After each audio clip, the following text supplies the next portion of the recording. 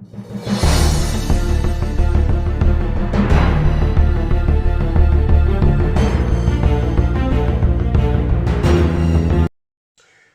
afternoon, happy Saturday, keepers of the cash. Gary B, the casual comic guy here, and today, guys, we are going to introduce a character in the Savage Saturday comic review that I've yet to show on here. Now, you've seen him in my retro cover rewind, and it's a character that's near and dear to my heart, and another excellent Savage creation by Robert E. Howard, and I think one of his all-time great flagship characters. I am talking about Solomon Kane, and Solomon Kane is just absolutely an A-plus fantastic character.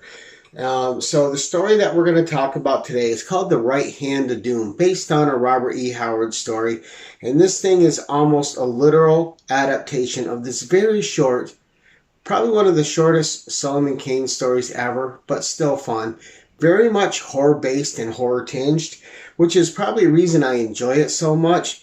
And not really a lot being done by Solomon Kane in this issue, except his presence alone. But it's fantastic. So this story, this adaptation, is done in Savage Sword of Conan, issue 13. So this is where you can find the adaptation. All right, and it's the backup story. And unfortunately, Solomon Kane, King Cole, have always had backup status to Conan. Now, don't get me wrong. You know me. I love my Conan the Barbarian. But I think these other two characters are just as wonderful. Like, they all have stories of mine that are just absolute favorites that I can read over and over and over again. So we're going to read a little thing. I'm going to show you what I'm reading from. And this is called Solomon Kane, A Tale of Solomon Kane, The Right Hand of Doom. And we'll show this again in a second. I'm going to read you right here. Just because I think it's fun, and I think it's a great description of Solomon Kane, better than what I was going to tell you. So it says, unlike Conan or King Cole, Solomon Kane was a civilized adventurer whose exploits occurred within the framework of known history. He was a danger-seeking English Puritan in the time of Queen Elizabeth I and Sir Walter Raleigh, a period of some 400 years ago. All right, and Kane is a man of one vision. He believes it's his God-given holy mission to abolish evil wherever he comes across it, and he will not rest until he has done all he can to abolish any evil that he has seen, witnessed, or heard of. All right, so let's get into this. The Right Hand of Doom. And we have a guy sitting in a bar. It's summer. Sitting in a bar, and he's laughing. He's having a good time. And he's pretty much making fun of this guy. And that's hanging at dawn. Says the pitiful fool, Roger Simeon, the necromancer, dealer in diabolical arts, and worker of black magic. He said, not all his foul power could save him when the king's soldiers surrounded his cave and took him prisoner. Now, this guy is bragging about this necromancer being hanged.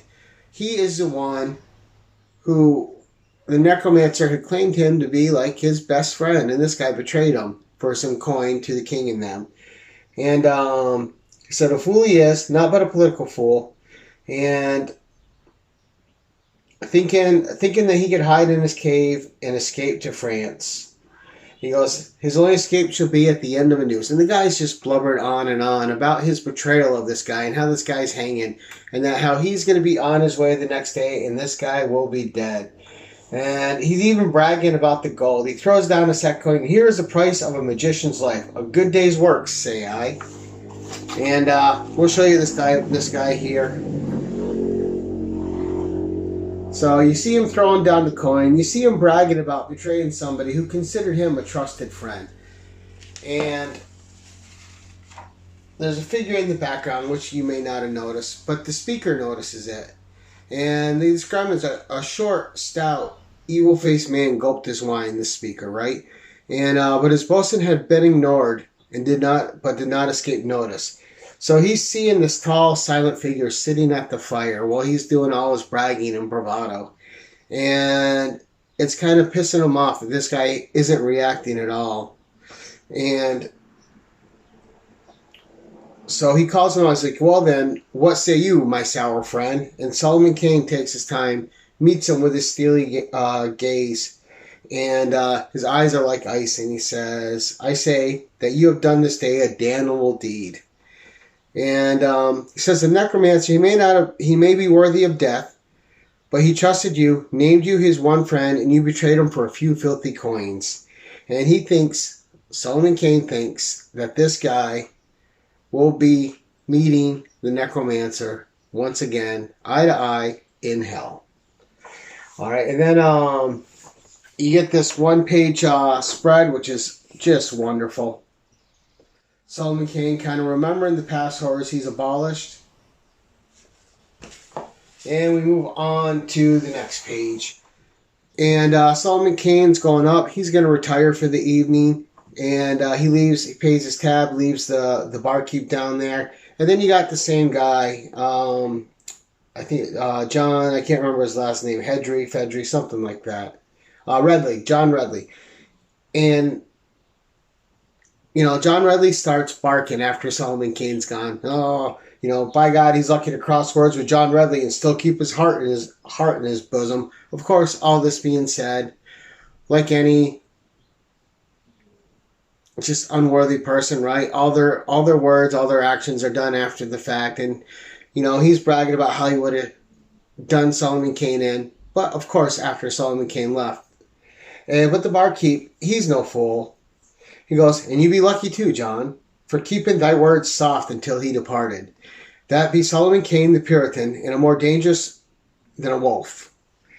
And John Redley's still trying to save face, you know, saying that even wolves have been known to turn up dead. And the barkeep, he's just not having it, in the tavern owner. And John Redley's about to retire upstairs. And he goes, well, here's the Simeon's soul then. God have mercy on the wretch, and may he fail in the vengeance he swore upon ye. And this is where we find out that this guy swore an oath of vengeance against John Redley when he was betrayed. And John Redley kind of laughs it off, but he's it's sounding hollow. It's not ringing true. And then we go upstairs. You got Solomon Kane in his room, and you can hear something outside. So we'll show you the end of the tavern thing here. Then upstairs, Solomon Kane hears something outside, throws open the shutters, sees nothing, until he looks to his right and sees that the shutters to the room next to him are open. And it's a foot for Kane. He thinks there's something vile going on, and he's going to seek it out and do his best to cease it. So he rushes out of his room, rapier in hand, ready to go. And when he gets into the room, he sees it's the room of John Redley. And the windows, they're still cracked. The blinds are out, and there's something on the window. He can't quite make it out. It's small, it's scurrying, it's kind of spiderish. Looks to him like it has many legs, but he can't quite make it out in the shadows. And there's something on it that's gleaming. John Redley's asleep, and the thing crosses the room, catapults itself into the air, and then it comes down on John Redley. And that's, to Solomon Kane's horror, sees it's a severed hand wearing a dual snake-headed ring. And it chokes the life and snaps the neck of John Redley in his bed, as Solomon Kane is there to witness. And there's nothing he can do about it. Not that he had favors of the guy anyway, but there's evil there, and Solomon Kane wants to just take care of it. But the vengeance is had. John Redley is dead, and all the commotion has brought the barkeep up. And the barkeep comes up, and he wants to, the tavern owner, he's also the barkeep. He wants to know what's going on, and Solomon Kane takes his poignard and stabs the hand, which is now lifeless, and he's holding it up, and the barkeep's like, "Burn it, sir. Burn it. Let it clutch us down. Lest it clutch us down into hell." So he's already fearful of the magic. And then we go to the next day, and a young boy approaches Solomon Kane in the streets. And he starts telling Kane a tale about this guy that just hung. And Kane asks the boy about it, and the boy says, well, the guy, he was a necromancer, sat in a cell like a great black spider. He called one of the guards and asked the guard a favor. And what he asked that guard was to cut his right hand off. And then he took he took it and he flung it out the jail cell through the iron bars, and he sat there in his cell and just muttered incantations and oaths, and none would bother him. And he told the guards that were there, "I have no quarrel with you. It's only John Redley I have any vile thoughts against." And then we see him in the hanging yard. So all this was taking place the previous night. And then, so his hand is free.